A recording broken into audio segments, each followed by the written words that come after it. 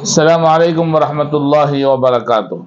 آج کا سبق نمبر 51 ہے جس کا عنوان ہے بڑوں کے ساتھ برکت ہے۔ حضرت عبداللہ ابن عباس رضی اللہ تعالیٰ عنہما سے مروی ہے کہ حضور اکرم صلی اللہ علیہ وسلم نے ارشاد فرمایا کہ برکت تمہارے بڑوں کے ساتھ ہے۔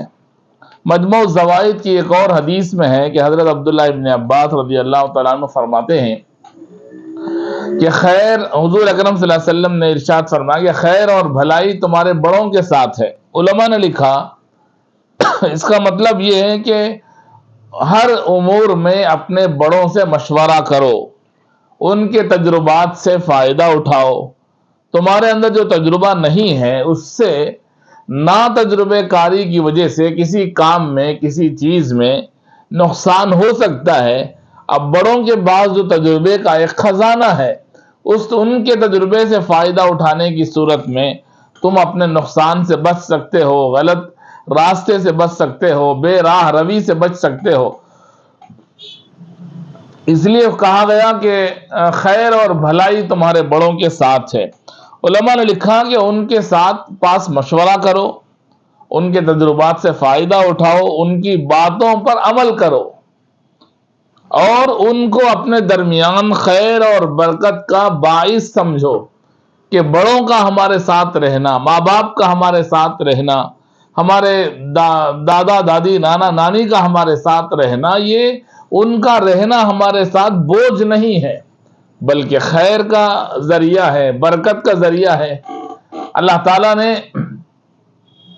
رزق کے بارے میں بھی فرمایا، اللہ کے نبی صلی اللہ علیہ وسلم نے، کہ تمہاری روزی تمہارے کمزوروں کی وجہ سے ملتی ہے۔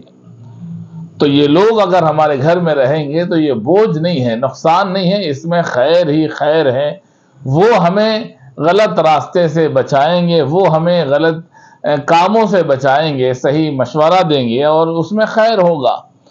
چنانچہ علماء نے لکھا کہ ان کو پسے پشت نہ ڈالو، ان کو اپنے گھر سے نکالو نہیں، ان کو پسے پشت نہ ڈالو، ان کو آگے رکھو، ہر کام میں ان سے مشورہ لو، ان کے فیصلے کے مطابق چلو، ہمارے ساتھ ان کے رہنے کو تکلیف کا باعث نہ سمجھو۔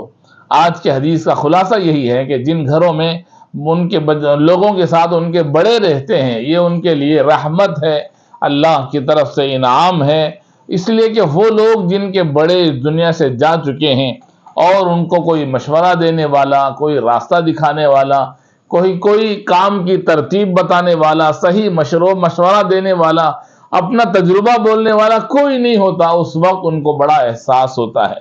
جن کے گھروں میں ہم اپنے بڑے ہیں وہ ان بڑوں کو اپنے لیے برکت کا، خیر کا، بھلائی کا سبب سمجھیں۔ اللہ تعالی ہمیں عمل کی توفیق عطا فرمائے۔ السلام علیکم ورحمۃ اللہ وبرکاتہ۔